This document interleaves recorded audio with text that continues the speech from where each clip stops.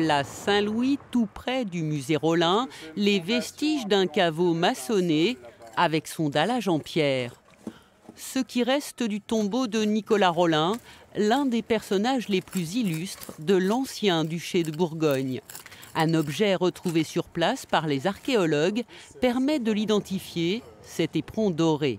Avec la description en fait qu'on a dans les archives de tout ce qu'il porte sur lui, un chapeau, on sait qu'il a des vêtements en velours, une collerette, des bas et notamment ses éperons dorés. Donc c'est pour ça qu'on peut supposer oui, que c'est quand même bien lui. Oui. Et c'est quand même une découverte assez intéressante et importante. Historiens et archéologues savaient que Nicolas Rolin avait été inhumé sur ce site, une ancienne église détruite à la Révolution.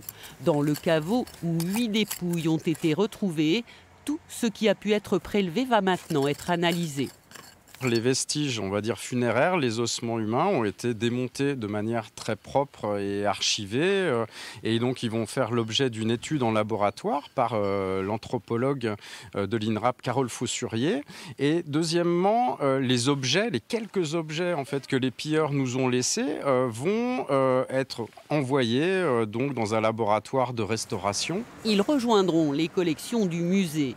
L'emplacement du tombeau de Nicolas Rolin, lui, ne sera bientôt plus visible, recouvert à nouveau après les derniers relevés. La force des grands personnages, c'est de rester dans l'histoire par leur réalisation et pas forcément par la magnificence de leur sépulture.